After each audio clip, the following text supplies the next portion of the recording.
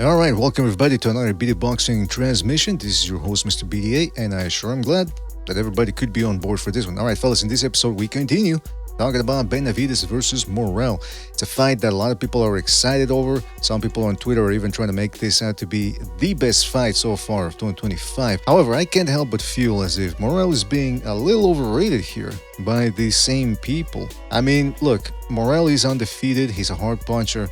But one thing we saw as he stepped up and his best opponent so far against Kalajdzic is he telegraphs his shots. He tends to sit down, really dips his knees, and then he comes forward. Just that extra split second, I mean, that worked against the guys he was fighting before over at the PBC. Now he stepped up against Kalajdzic, who's a solid pro. He gave Beterbiev, a good fight for as long as it went. Could have gotten the nod over Marcus Brown. So this guy is a veteran, and he's a well-schooled guy. He's a world-class top 10 light heavyweight. And all of a sudden, those mistakes that Morrell was getting away with before were no longer working. Kalajdzic read him. And so you can see Morrell just sitting on his shots, leaning forward with his chin up in the air. And like I said, a guy like Kalajdzic is going to be able to read that. And Benavidez has very good reflexes. He might not step back or use his legs for defense as much as Kalajdzic does. Benavidez will see the shots coming and he will block and he will counter off those shots. The other thing is Morrell at certain points was falling short with his shots because, like I said, Kalajdzic's game, his defensive game, is to use his legs to create distance between his opponents, make him miss. And again, Morrell was not only was he telegraphing his shots, but he was misjudging the distance. Again, it's easy to have guys standing right in front of you when they're lower level quality, but again, when you're fighting a guy like the Serbian Cholo, all of a sudden, different proposition.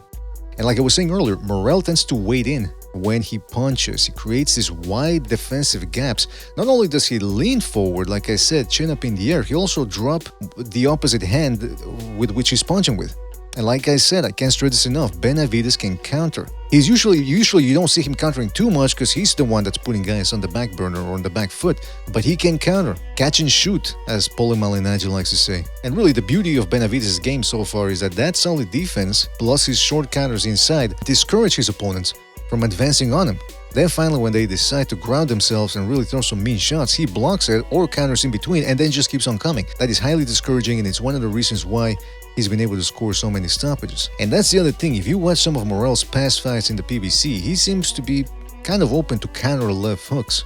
Because like I said, when he punches with one hand, he drops the other one. The other interesting thing in that Kalajdzic fight was that Kalajdzic was keeping Morrell occupied with throwaway shots. And Morrell, he likes to move the head a little bit. Against Kalajdzic, he was just standing there with his guard up. And those little up jabs, not the hardest of jabs, but they were breaking through the guard. And that's the difficult thing about defending against the up jab is they come from an upward angle, from down below. So they're not that easy to see. They're outside of the scope of vision, the field of vision. And that's why Kalajdzic was connecting. Either way, Morrell also has shown in other fights over at the PBC that his guard ain't all that. So what happens if a guy like Benavidez starts wailing on him the way he's done with previous opponents? Is that guard from Morrell gonna hold up? The other thing that worries me here for Morrell is his development or lack thereof. Because if you look at Benavidez, he turned pro in what, 2015, 2016? Something like that, right? Mid-2010s. Morrell turned pro, I believe, in 2018 or 2019. I think just right before the pandemic. Whereas Benavidez by then had already built a solid resume for an up-and-coming fighter. So Benavidez learned the hard way. He fought guys that were giving him a little bit more of a tougher going. Like Gavril, he got dropped, and then he kept on improving. If you compare the Benavidez from 2016 to the Benavidez of now, you see more wrinkles to his game. He's more relaxed, he blocks better, more defensively oriented when it comes to transitioning between offense and defense. Just a sharp guy. He's getting sharper. But that was because he had the normal, or at least what used to be normal 10, 15, 20 years ago, development. Whereas Morrell, he's in the modern development. He's had a couple of easy fights where he didn't really have to push himself too much. Now he goes in there against Kalajdzic, and a lot of his flaws that we just pointed out were exposed. And now from that, he's jumping in against Benavidez. I mean, think about it.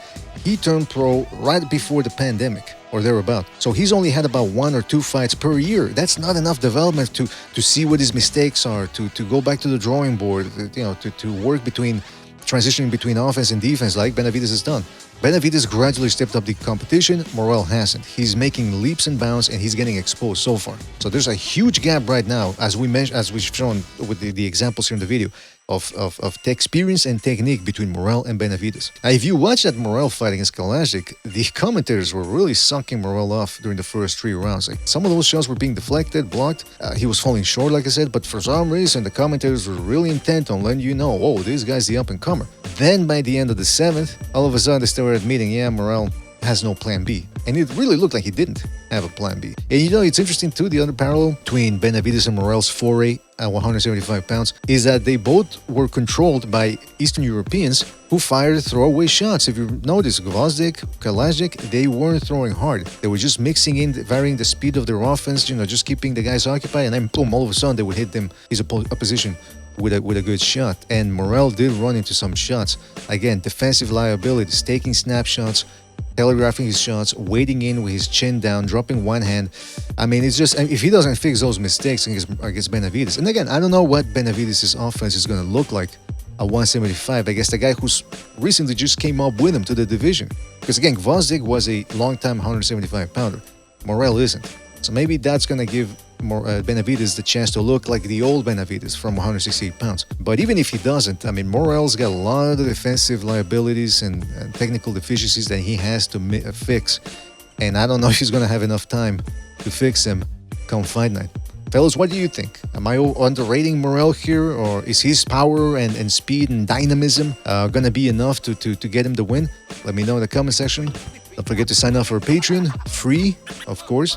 And we'll catch you in the next one, fellas. Take it easy. Thanks for watching. Woohoo!